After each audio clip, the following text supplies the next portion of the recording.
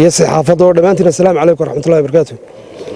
ilaahay baa mahadlay nagu samay maanta diirkii oo inoo dhagax dhigay gudoomiyaha golaha deegaanka Cabdishakuur.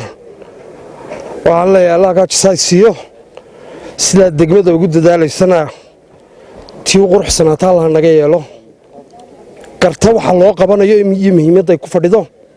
waxa kaloon halkan aad iyo aad ugu mahadnaqayaa walaalkay Mustafa Ali Cumar oo gudoomiyihii barakaada gobolka Saaxil ah aan Tilsoobo alleenahay maanta waad mahadsantahay contribution ka ay barakaad ka qayb qaadatay iskuulka diirkiisa mana noqon doonto wixii ugu dambeeyay hadda gobol ahaan iyo degmo ahaanba barakaad waxaan la Tilsoobo waa iskaga soo dhawaanay intii hore wada shaqayn xoogina hore inooga dhaxaysay dad customer oo aad u isticmaalana oo nahay marka waan kaaga mahad celinayaa deeqda ay Tilsoobo kaga soo qayb qaadatay iskuulka.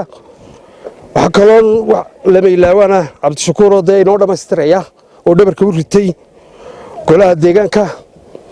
Allah barakeeyo leh waa ku aanu dooranay aad iyo aad bay u mahadsan yihiin tartanka ay ugu jiraan tadawrka ay nolosha sameynayso inay ku sii hayaamiyaan ay ku sii wadaan. waxaan leenahay codka Cabdishakuur halka laga siiyay ka berbere laga siiyay waa isku saam sidoo berbere wuxuu qabto halkan la diyaar u yahay inuu ugu qabto aad iyo aad baan ugu mahadnaqayaa.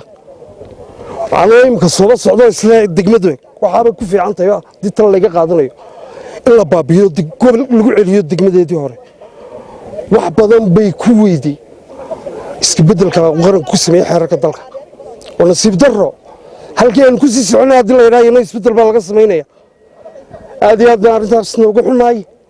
waxaan leenahay shuruucda dalka iyo gobolada sidii caalamka loogu kala hago degmo kasta ay leedahay waxay ku faanto ay soo saarto degmooyinka kala dheertahay hal isku ixtiraaman leenahay aad iyo aad baa dhamaantii u mahadsantiin. Assalaamu calaykum waraxmatullaahi wabarakaatu.